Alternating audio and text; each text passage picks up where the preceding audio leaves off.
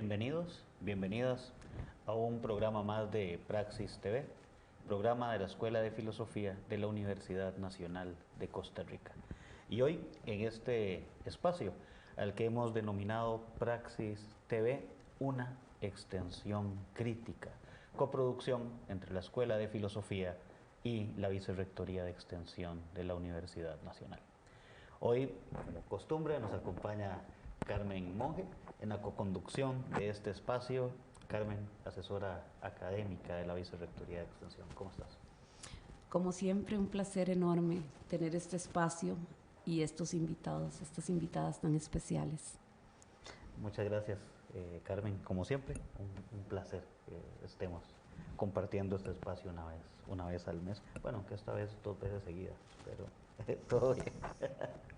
Y Monique Leibas, ¿verdad?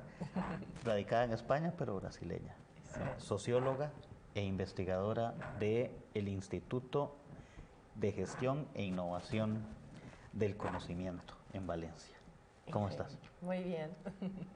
Bueno, muchas gracias. Contenta de estar aquí. Muchas gracias por acompañarnos y hablar de un tema muy interesante, ¿no, Carmen? Justicia y liberación epistémica. Entonces, Carmen, quizá empezamos con... Bueno, primero darle una bienvenida muy calurosa, muy cálida. Monique, bienvenida a nuestro país. Una persona a quien admiro muchísimo porque conozco de su trayectoria muy de cerca y sé que tiene mucho para aportarnos. Iniciaríamos preguntándote cómo nos acercamos a ese concepto de justicia epistémica, liberación epistémica. Bienvenida. Muchas gracias.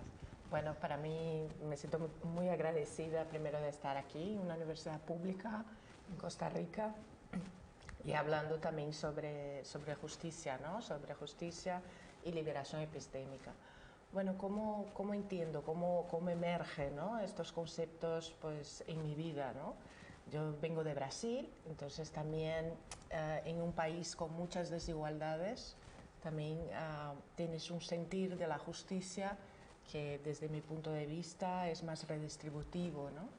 Pero claro, aplicado al conocimiento, que sería la justicia en la producción de conocimiento, aún siendo de Brasil todavía se me hace más cercano, porque toda la producción de conocimiento, incluso a nivel filosófico, nuestros referentes, ¿no? A nivel académico son del norte global, ¿no?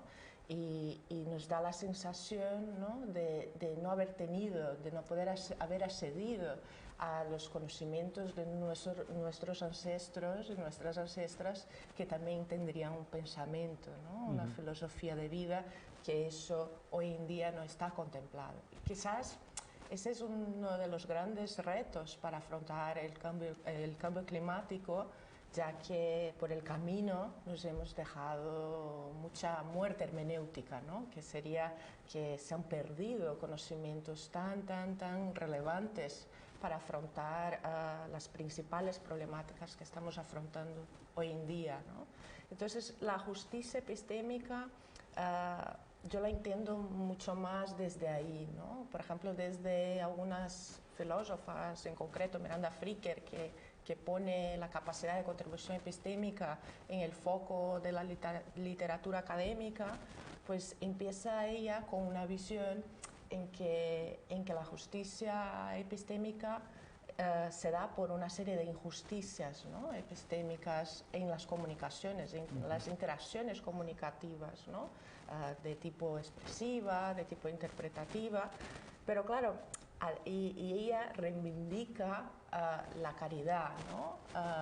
Epistémica, en el sentido de que cuando una persona asume un rol de poder, debería tener caridad epistémica hacia las otras personas que ella considera. Sin embargo, ahí yo veía muchos prejuicios, estereotipos que podemos tener las personas, ¿no? A la hora de comunicarse frente a otra.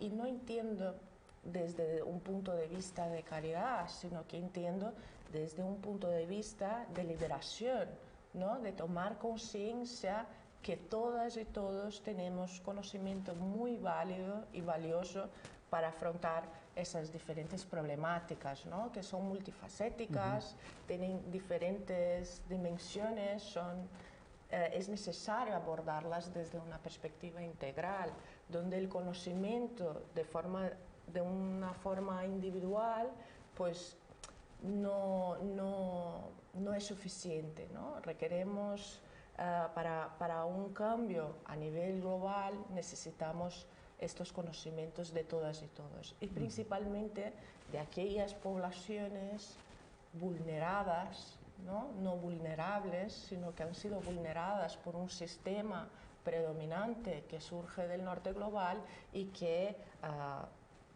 nos ha expropiado, nos ha silenciado por muchos años.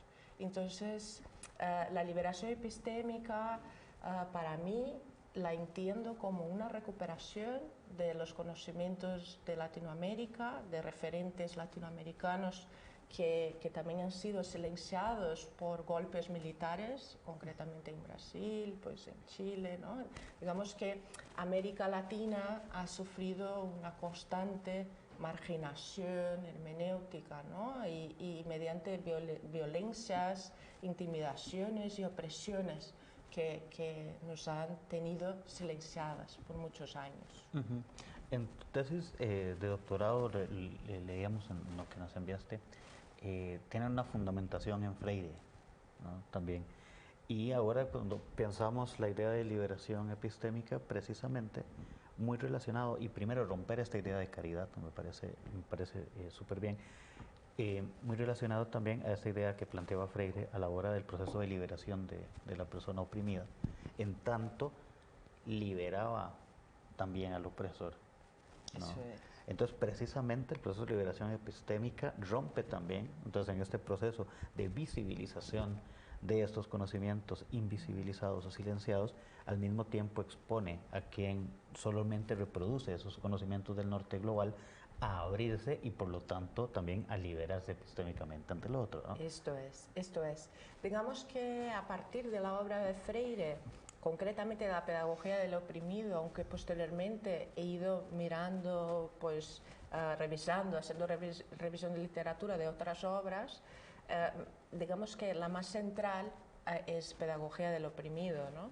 Y en ella identifico algunos puntos claves de su obra que me permiten identificar 4 capacidades para la liberación epistémica, 4 capacidades que deberían ser expandidas en los procesos de coproducción de conocimiento, en los procesos docentes, ¿no? Siempre que haya esas interacciones entre persona que tiene conocimiento, que en este caso sería el docente, y el estudiantado, ¿no? Entonces esta perspectiva de Freire rompe esas jerarquías de conocimiento, ¿no? Entonces ahora, por ejemplo, desde Sousa Santos, por ejemplo, hablamos de diálogo de saberes, de ausencias, ¿no?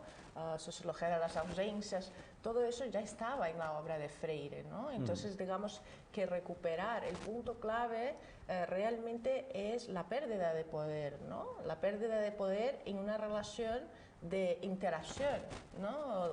con las otras personas. Y el primer punto clave para Freire es la necesidad de rehumanizar, ¿no? Entonces, cuando hablamos de muchos años silenciados, muchos referentes latinoamericanos que no los tenemos, pues, ¿qué nos invoca eso? Que es necesario recuperar, rehumanizarnos como sujetos productores de conocimiento válido. Y eso es sumamente importante, que no solamente nos reconozcan los demás, sino que también tengamos un proceso de autorreconocimiento. Esa parte es vital. Sí. Pero otra vez, volviendo al Freire, la pedagogía del oprimido, cuando se hablaba de que el oprimido se refiere a él mismo como el que no sabe y al otro como el que sabe, es precisamente romper esto, entender eso. Hay una publicación del siglo XXI, una compilación de cartas y de conferencias y entrevistas, que es la de la pedagogía de los sueños posibles, Sí. ¿no? Y también plantea una cuestión interesante en esto de lo que vos planteabas, que es que la labor de lo que él llama el profesor, el docente progresista, es la de no, no es quien vive las ideas o los sueños, ¿verdad?, de liberación y demás, sino quien los deja ahí, o sea, plantea o facilita el espacio, ¿verdad?, simple y sencillamente. Sí. ¿Verdad? Esta palabra para nosotras, para mí especialmente, pero también para las personas que conforman nuestro equipo de trabajo en Ingenio, utilizamos mucho y es muy importante la palabra facilitadora, ¿no? Facilitación, facilitar los espacios. Para nosotros es facilitar los espacios intercomunicativos porque digamos que nuestras sociedades han perdido por el camino esta cultura de participación, ¿no? Entonces es necesario también generar espacios para que las personas puedan desarrollar esta cultura de participación, ¿no? Entonces, en espacios con muchos actores, el rol de la persona facilitadora es generar ese espacio seguro, esas relaciones de confianza, ¿no?, entre los diferentes actores, facilitar las preguntas disruptivas, ¿no? Las preguntas cuestionadoras, que eso Freire también lo tiene en su obra, ¿no? Que nuestro rol no es transferir conocimientos, sino que es facilitar una serie de preguntas que permiten que las personas puedan primero, tener esta apertura comunicativa de sentarse con otra persona, quizás un tomador de decisión o otros actores, y esta apertura comunicativa permite reflexionar y tener también una apertura con el territorio, con la realidad, ¿no? En este momento, digamos que expande la capacidad de aprender del otro, porque cuando un espacio es facilitado, seguro, tú te sientes reconocido como productor de conocimiento válido, te abres a otros a reflexionar sobre el territorio, se expande tu capacidad de aprender del otro y de la otra persona, ¿no? Entonces, para mí también esta parte es también una aportación muy grande de Freire, que él dice, la realidad actualmente y siempre está codificada, ¿no? Codificada pues por lo que vemos, lo que sentimos, lo que nos viene de conocimiento también del norte global, hay un código. Pues en estos espacios, en estos círculos, ¿no? Se permite que las personas puedan descodificar este código, ¿no?, desde sus reflexiones, desde sus experiencias vitales, y recodificarlo desde este saber colectivo, ¿no?, desde ese saber dialéctico. Entonces, a partir de ahí sería lo que Freire llama la concientización, ¿no?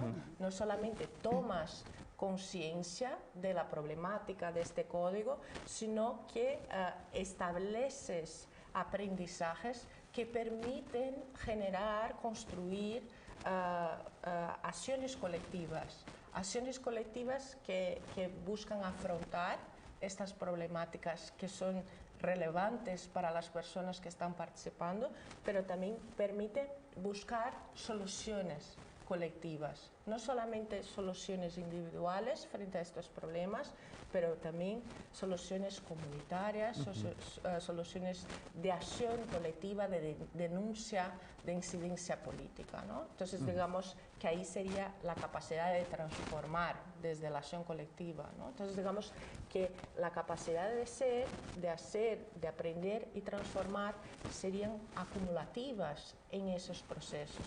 Entonces, nuestro rol como facilitadoras es generar estos espacios, potenciar que se den estos aprendizajes y facilitar instrumentos de investigación, de observación, de experimentación, de coproducción, de co-creación de materiales para que estas personas que participan en estos procesos puedan tener materiales que son valorados por ellos, que no tengan un informe que los haga yo de la universidad, sino que tengan un vídeo, que tengan una cartografía de sus actores del barrio, que tengan fotografías de narrativas de cambio de las personas que participan. Y estos materiales también son muy valiosos para las comunidades. Claro. Porque permiten que ellos puedan recuperar su historia, permiten que puedan poner, alzar las voces y visibilizar las voces de las personas que participan en esos procesos, y no solamente, como tú bien lo sabes, que estamos aquí en un espacio de comunicación, ¿no? De audiovisual y de radio y de todo. Eso tiene un gran potencial, porque esos materiales no pierden su fin en el momento del cierre del proceso, sino que ganan vida y pueden ser utilizados en otras comunidades, en otros territorios, no solamente en un contexto situado, sino que también puede tener fuerza a nivel global, ¿no? Claro. Vamos a hacer una primera pausa. No fue rapidísimo, Carmen. Pero para poder en el segundo bloque también llevar esto a la experiencia, la práctica, que es uno de los temas que más nos interesan acá, que a Carmen particularmente le interesa mucho en este espacio. Ya regresamos a Praxis TV, una extensión crítica. Muchas gracias.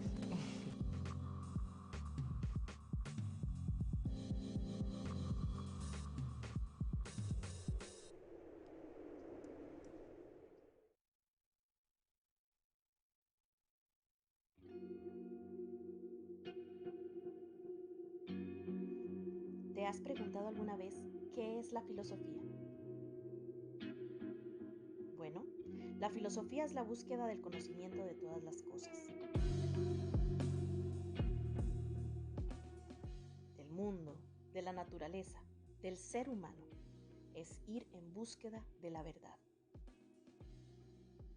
La filosofía se compone de distintas áreas que de manera crítica intentan analizar las relaciones entre los seres humanos, las relaciones con otras criaturas, la forma como conocemos y cómo razonamos sobre el mundo. La filosofía política reflexiona sobre diversos temas fundamentales para la convivencia humana: la libertad, la justicia, el gobierno, la igualdad, la democracia, los derechos. Se cuestiona cuándo un gobierno es legítimo y cuáles son sus obligaciones ante la ciudadanía y cuáles son nuestras obligaciones ante el gobierno y ante los demás. Pero no solo reflexiona sobre estos temas, sino que tiene una participación activa dentro de los debates, dentro de las discusiones que se dan en la esfera pública, que tengan que ver con estos temas y con otros que se relacionen con la convivencia misma entre las personas.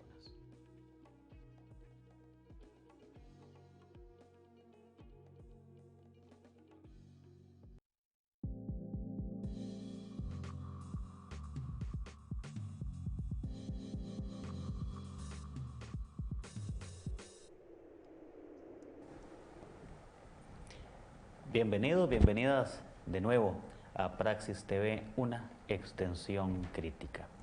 Continuamos conversando sobre este tema de justicia y liberación epistémica con Monique Leibas Vargas. Y Carmen, mucho de esto, ¿verdad? Y de esto que nos explicaba también Monique, mucho de la intención de este programa también es cómo esta primera entrada la aplicamos a la parte más práctica, ¿verdad? La experiencia. Entonces quizás sí, empezamos por ahí. Efectivamente, nos entra muchísima curiosidad sobre cómo se dan esos procesos pedagógicos, desde qué mirada, bueno, y ahí sí podríamos pensar sobre cómo converge, ¿verdad?, lo ontológico, epistemológico, metodológico, hacia esa justicia y liberación epistémica. Te preguntaría, Monique, ¿cómo ha sido ese intercambio de la Universidad Politécnica de Valencia, de Ingenio, pero también cómo ves las modificaciones que se dan en cada participante? Porque de repente siento como que nos orientamos hacia solo la comunidad y allí estamos participando cuerpo académico, todo el estudiantado y grupos ya organizados, pero también ciudadanía. Entonces, ¿cómo vamos viendo cómo se sincronizan las participaciones y desde dónde, qué métodos han utilizado para poder precisamente encontrar esas 4 capacidades que nos comentas y que son tan importantes para un proceso de extensión universitaria que transite hacia esa justicia y liberación epistémica? Muy bien, pues yo creo que es importante también recuperar un poco de mi historia. Yo soy brasileña y antes de irme a España, pues trabajaba con la defensa de los derechos humanos, hacía derecho. Entonces ahí también aprendí algo muy valioso, ¿no? que es muy importante para el derecho, que es aprender no solo el código, pero sino aprender cómo la normativa, detrás de la normativa hay vidas reales, ¿no? Y que una persona que trabaja con la normativa y con procesos judiciales tiene que siempre tener en cuenta que hay tiempos de vida, ¿no? Además, la justicia suele tardar mucho, ¿no? Entonces, tener en cuenta, hacer esta lectura que detrás de la normativa están vidas en juego, creo que ha sido una lección que para mí ha sido muy importante y muy valiosa, ¿no? Entonces, cuando voy a España y todo eso pierde valor, ¿no? Y no tengo ni siquiera los conocimientos validados para continuar, entonces me toca empezar otra carrera, ¿no? Otra carrera desde cero y tal. Entonces también ahí tuve la oportunidad de aprender e entender las relaciones tan verticales que se dan en la producción de conocimiento en las universidades y la fragmentación que se da de los contenidos, ¿no? Hay que decir que también yo tenía un poco más de edad y percibí todo eso desde otra mirada. Entonces, también a la vez que hacía sociología, tenía muy presente el máster en cooperación al desarrollo, donde sabía que se hacían las cosas de otros lugares, desde otras formas y desde otros métodos, también desde una perspectiva muy fuerte de la educación popular, ¿no? Sin embargo, al también ser alumna del máster en cooperación al desarrollo y de mis compañeras que eran del norte y del sur global, digamos que veía los contrastes, ¿no? De posicionamientos de vida y que también era necesario tener una ruptura con el propio territorio desde Valencia, ¿no? En el sentido que en aquellos años estábamos en el famoso estado de bienestar y que para mí es el falso estado de bienestar, un estado de adormecimiento de la cultura y de la participación, ¿no? De la cultura de la participación.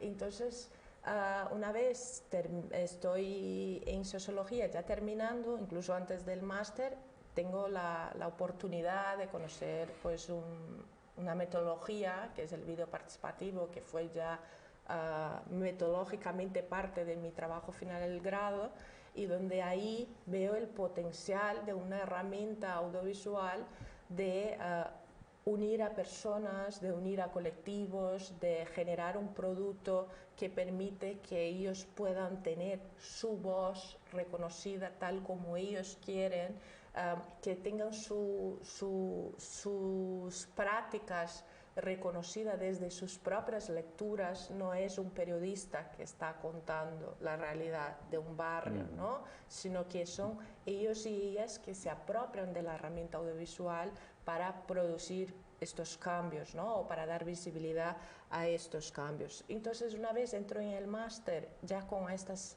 experiencias también de la metodología del vídeo participativo, me doy cuenta que quiero continuar haciendo lo que me gusta, que es defender a las personas y poblaciones más vulnerables, pero también poner mi conocimiento a disposición de esos colectivos, ¿no? Y desde esa acción que yo también considero que es una acción activista, ¿no? Dentro de la propia universidad, en que podamos generar nuevas formatos docentes, nuevos materiales, nuevas aproximaciones metodológicas. Entonces ahí, a partir del máster, empiezo un proceso de cartografía social en un colegio de primaria con niños y niñas, donde utilizo el vídeo como parte de reconocerles su identidad, como de sistematizar, pero utilizamos la herramienta, la metodología de la cartografía social, ¿no? Porque he tenido la oportunidad de conocer esta metodología en una instancia que hice en el marco de un proyecto de investigación en Colombia, y al volver tenía ganas de ponerla en acción. Y hemos empezado esta aproximación en el proyecto con las niñas y niños desde el mapa del barrio, ¿no? Sin embargo, al empezar con el mapa del barrio, de cartografiarlo, una de las niñas pues comenta que su madre le obligaba a depilarse el bigote, ¿no? Porque una de las herramientas que teníamos era Frida Kahlo.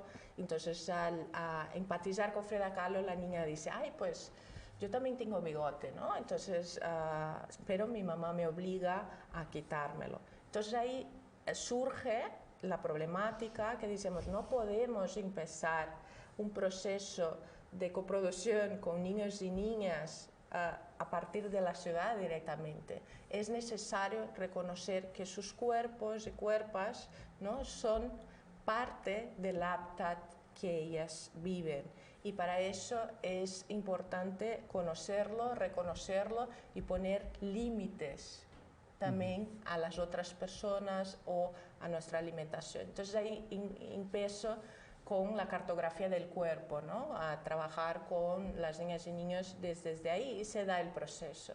Pero el principal aprendizaje del proceso de niños y niñas, que ha sido, hemos llamado del cuerpo a la ciudad, ha sido esta visión, esta perspectiva ecosistémica, ¿no?, de entender el cuerpo como nuestro primer territorio. Y eso, digamos, lo llevo también a la docencia, lo llevo también a los procesos participativos. Entonces ahí surge a la vez este proceso de innovación educativa, que es el aprendizaje en acción, que desde el máster en cooperación impulsamos hace más o menos 6 años, para que el alumnado del máster tenga la oportunidad de poner en práctica sus conocimientos teóricos, ¿no?, en una realidad concreta, conocer a los actores locales de la ciudad de Valencia en barrios muy vulnerados, muy marginados de la misma ciudad de Valencia, para que ellos y ellas puedan conocer la realidad a partir en primera persona, ¿no?, escuchando a esos actores, que puedan observar que en su propia ciudad también hay desigualdades sociales, que también hay procesos de gentrificación, procesos de opresión a colectivos como personas migrantes, con personas con diversidad funcional, y que estas desigualdades influyen, ¿no?, en su vida, en su bienestar, pero que también están estrictamente relacionadas con la forma de vida de este sistema capitalista, patriarcal, ¿no?, y insostenible en que estamos actualmente, ¿no? Entonces, a partir de ahí tengo la oportunidad también de facilitar estas metodologías al alumnado, y hoy en día es algo muy potente que tenemos en el máster en cooperación, y que permite que el alumnado se vea como sujeto productor de conocimiento válido, ¿no?, pero también se vea como sujeto, como parte de los problemas de la ciudad, pero también como parte de las soluciones, ¿no? Entonces, digamos que a lo largo de esos 5 años, que vamos ya a los 6, vemos que es muy importante para nuestro alumnado de la Universidad Politécnica de Valencia, antes de hacer sus prácticas internacionales, que eso ya lo teníamos, poder hacer una inmersión en la propia ciudad de Valencia, también para generar esas rupturas con ese falso estado de bienestar, para también poder entender las realidades latinoamericanas o del sur global desde otra mirada, desde una mirada crítica, pero también emancipatoria. Eh, Todo esto que mencionabas, hay muchas cosas. Yo creo que, no, que aquí no da para el otro bloque y para 2 programas. Pero me llama mucho la atención eh, el trabajo inicial que termina detonando mucho de esto, que es lo del video participativo. Precisamente porque la herramienta de tener acceso a esto y poder contar las cosas como yo quiero, ¿no? O sea, como me da la gana, digamos, podríamos decirlo, ¿no? Eh, También porque rompe la idea de cómo me ven ante esto. Y cuando lo pensamos a nivel de comunidades o a nivel de individuos, ¿verdad? Encontramos también que hay toda una construcción sobre los individuos, sobre las comunidades, que es la que se reproduce en los videos, ¿verdad? Eh, que tienen mayor difusión, vamos a decirlo de esta manera, Sí, ¿no? los Los medios medios de de comunicación, sí. ¿no? Y romper con ese elemento es importantísimo. O sea, una comunidad que es representada en medios de comunicación como violenta, como que crímenes, como esto, como lo otro, de un momento a otro tiene la posibilidad de decir, espérate, ¿no?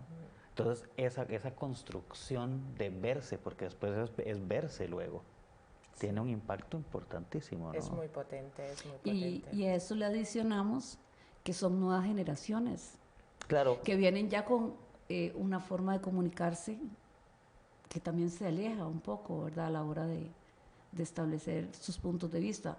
O sea, probablemente para chicos jóvenes, esa herramienta que entra en adicción y demás, se convierte también en una forma claro. para oponerse o para Sí, manifestar sus deseos. y también porque estos espacios, al menos los que hemos estado facilitando, son intergeneracionales, ¿no? En el sentido que también es más potente la perspectiva intergeneracional desde estos procesos porque hay tanto un descubrimiento por las personas mayores sobre la tecnología, ¿no?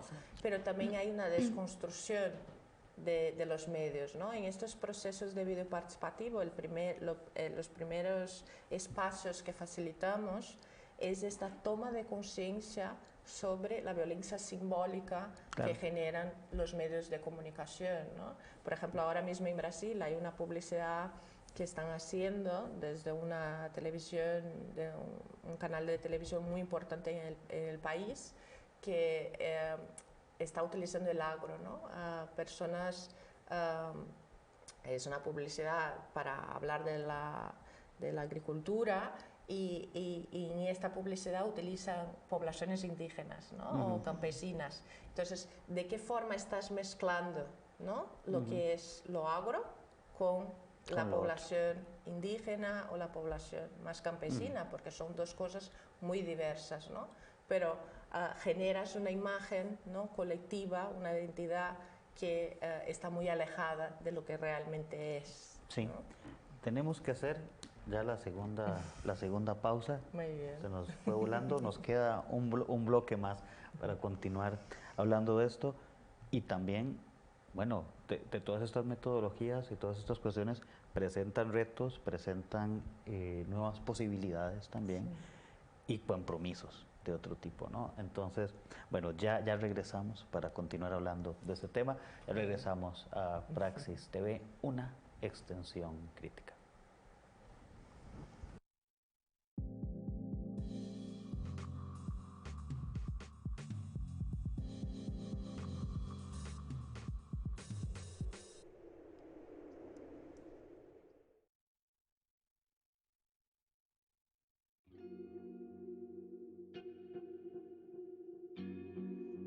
¿Te has preguntado alguna vez qué es la filosofía? Bueno, la filosofía es la búsqueda del conocimiento de todas las cosas, del mundo, de la naturaleza, del ser humano. Es ir en búsqueda de la verdad. La filosofía se compone de distintas áreas que de manera crítica intentan analizar las relaciones entre los seres humanos, las relaciones con otras criaturas, la forma como conocemos y cómo razonamos sobre el mundo. ¿Por qué filosofía? En mi caso, yo ya había cursado una carrera en economía y una en estadística.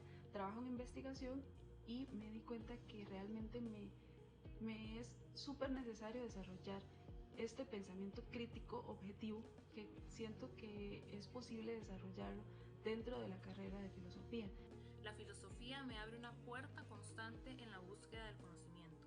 Me ayuda a criticar, a debatir, dialogar y argumentar. También me ayuda a ser no solo una mera espectadora del mundo, sino un ser activo, para poder descongelar los pensamientos, buscar los vacíos y luego llevar todo a la práctica.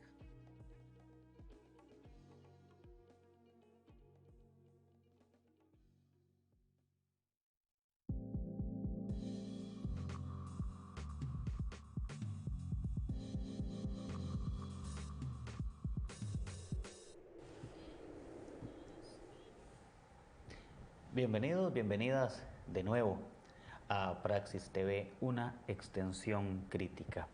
Y bueno, ya estamos terminando ya en el último bloque de esta conversación con Monique Leibas Vargas y con Carmen Monge para hablar de este tema, bueno, seguir conversando sobre este tema de justicia y liberación epistémica. Y bueno, muchas experiencias también de las metodologías, de lo que nos has venido contando, Monique. Y bueno, Carmen, vos que también tenías una inquietud, ¿verdad? Que podemos ir ampliando en este bloque. Bueno, ayer Monique tuvo una conferencia en un congreso de extensión de UDELAS Panamá. Y justamente cuando escuchaba toda la propuesta de Monique también la engarzaba con lo que es la curricularización de la extensión. Entonces vemos una praxis que tiene un enfoque realmente académico, porque hay un marco teórico muy fuerte, porque tienen objetivos muy claros para establecer el vínculo. O sea, no es una universidad, no es una postura neutral frente al proceso que se va a vivir. Pero esa facilitación que comenta Monique integra al estudiantado, pero lo reúne con agentes del tejido social de base. Escuchando este nuevo espacio, me quedaba el deseo, bueno, la aspiración de conocer un ejercicio completo, cómo se hace fotovoz y cómo vamos engarzando esos actores y rompiendo esas barreras o fronteras que nos pone la disciplina, que nos pone la universidad, para llevarlo a cabo. Muy bien. Bueno, pues como os comentaba, el aprendizaje en acción empieza desde esa acción de las propias docentes, ¿no? De querer hacer innovación educativa, de buscar ese salir de las murallas de la universidad e ir a una realidad concreta. Y digamos que ahí ya empiezan, digamos, los propios obstáculos, ¿no? de la universidad muralla, porque la extensión, aunque ayer comentaba, está en el Estatuto de la Universidad Politécnica y es uno de los fines, nos encontramos posteriormente pues una normativa muy corta que está por desarrollar, pero que aún no se ha desarrollado, y muy centrada en la difusión del conocimiento, en la transferencia del conocimiento. Claro, cuando nos planteamos salir de la universidad con nuestro alumnado en una actividad que está dentro de una formación oficial, lo hacemos también por un compromiso social con nuestro alumnado, pero también un compromiso social con el conocimiento que estamos generando, qué valor tiene para la sociedad, ¿no?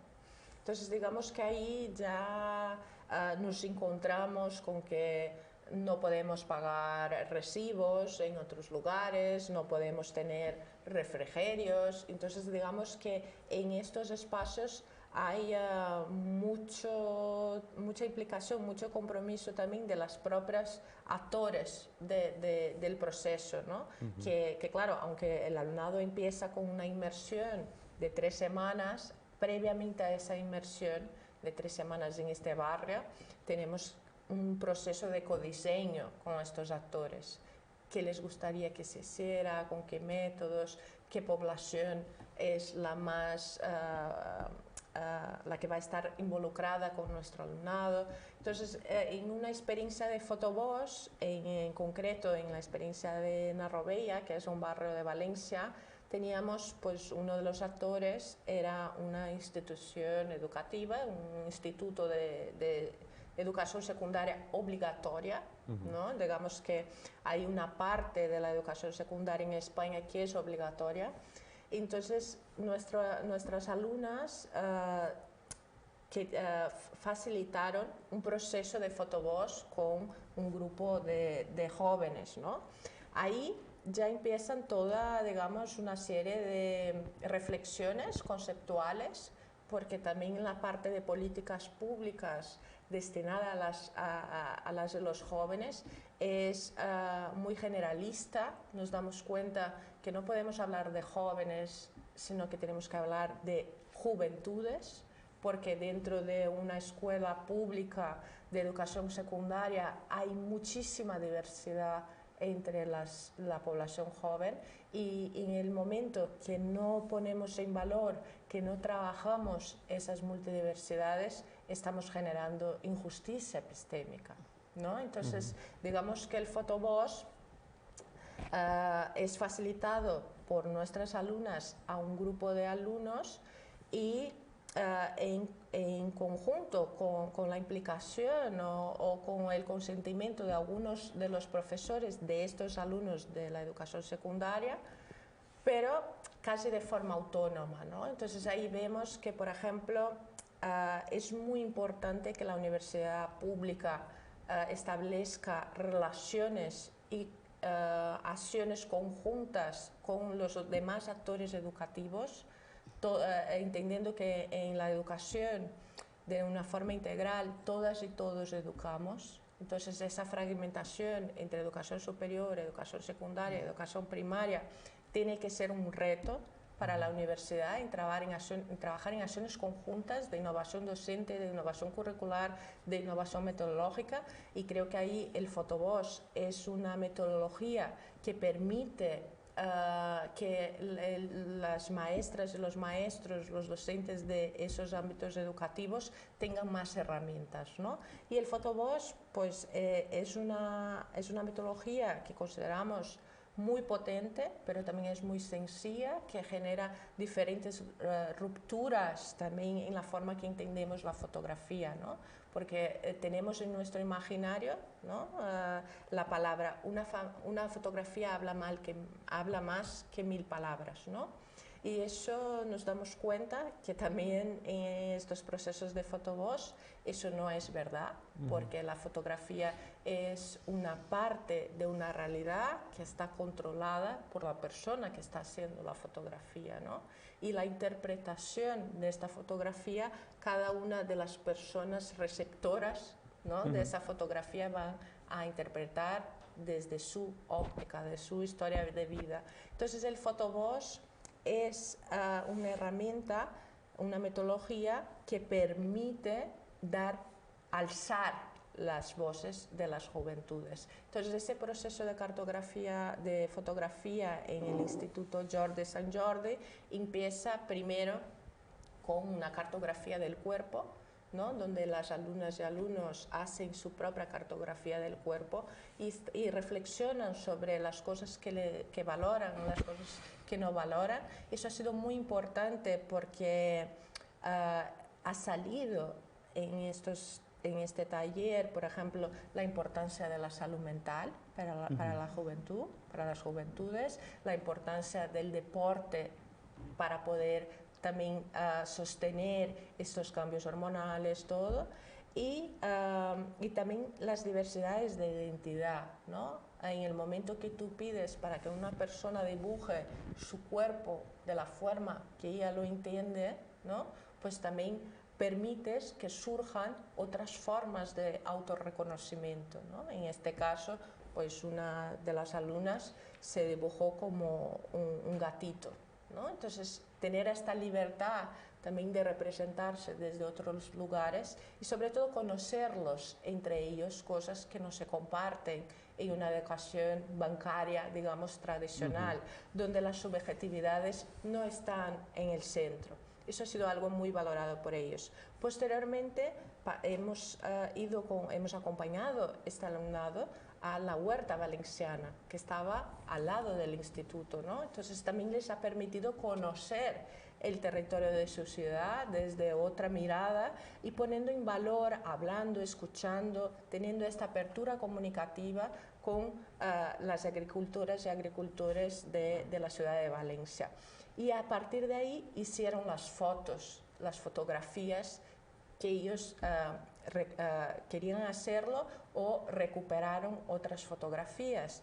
También dentro del Photobus está muy potente la idea de que ya tenemos muchos materiales en las nubes, ¿no? En la nube, que no necesariamente tenemos que ser el artista fotográfico, porque la fotografía no es el fin en sí mismo. La fotografía es el medio para narrar una historia. Entonces, a partir de las fotografías se realiza una narrativa individual que acompaña cada una de las fotografías elaboradas de forma individual para el alumnado. Posteriormente se hace una exposición interna de estas fotografías y de las narrativas individuales. El propio alumnado elige aquellas fotografías más potentes para la transformación social y medioambiental y a partir de esta elección de la mitad de las fotografías o de las que ellos consideran, se hacen pequeños grupos donde esa narrativa individual es transformada en una narrativa colectiva.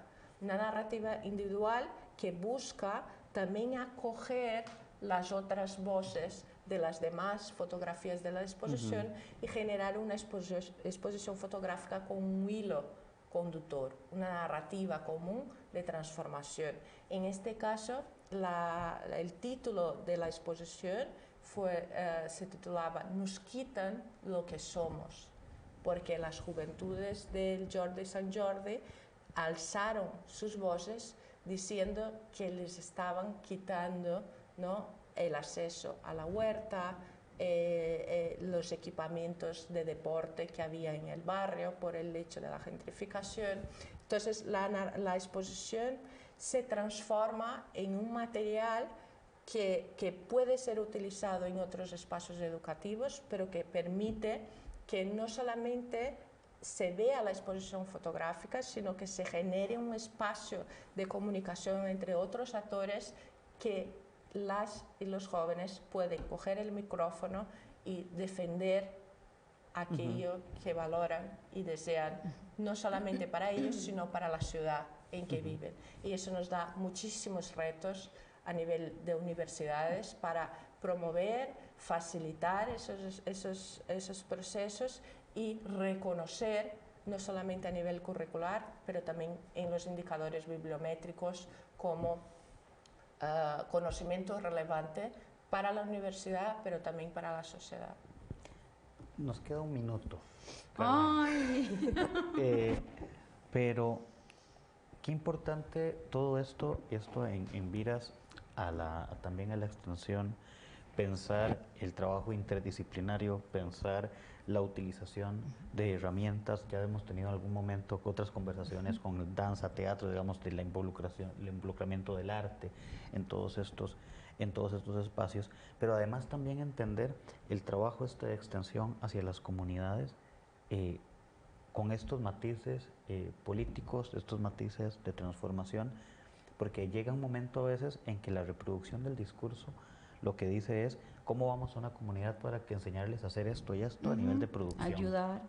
No, y a nivel de ayudar y a nivel de reducir, ¿verdad? Todo a criterios de producción, de producir económicamente algo, ¿verdad? Pero que a veces al estar aislado de lo otro, bueno, terminamos reproduciendo también discursos de exclusión. Entonces estas formas, ¿verdad? Bueno, y cómo estamos llamando mucho a grupos, por ejemplo, adultos, a tomar decisiones sobre las comunidades y estamos dejando al margen, por ejemplo, juventudes, claro, niñez, adultos mayores. Esto es importantísimo en términos de diálogo, en términos de entender la forma en que todo tiene que trabajar junto.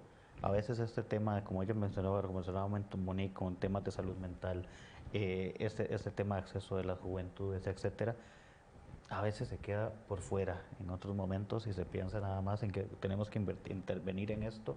El Estado suele intervenir de manera asistencial solamente y se siguen reproduciendo todos esos elementos que al fin y al cabo son focos, ¿verdad? Para que se siga reproduciendo esos gérmenes de desigualdad al fin y al cabo. Eso salió también ayer como uno de los retos que identificaba, que es la importancia de curricularizar la extensión universitaria en todos los ámbitos educativos, no solamente en el universitario, ¿no?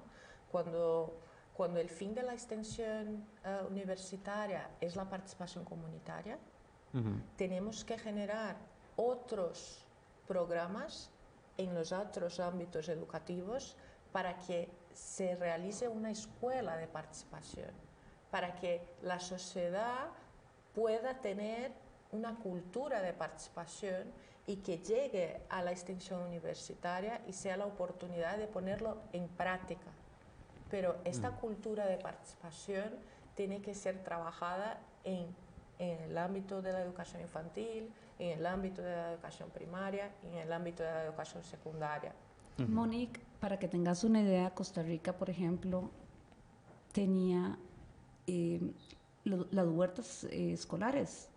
Entonces era un espacio donde todos cultivábamos parte de lo que se iba a utilizar en la cocina, pero entonces habían espacios que iban construyendo y que hoy ya no se dispone en el Ministerio de Educación Pública.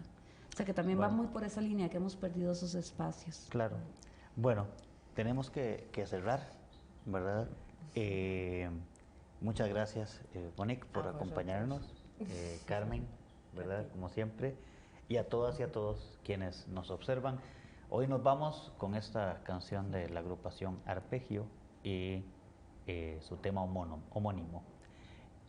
Muchas gracias. Esto fue Praxis TV, una extensión crítica. Hasta la próxima. Adiós. Chao.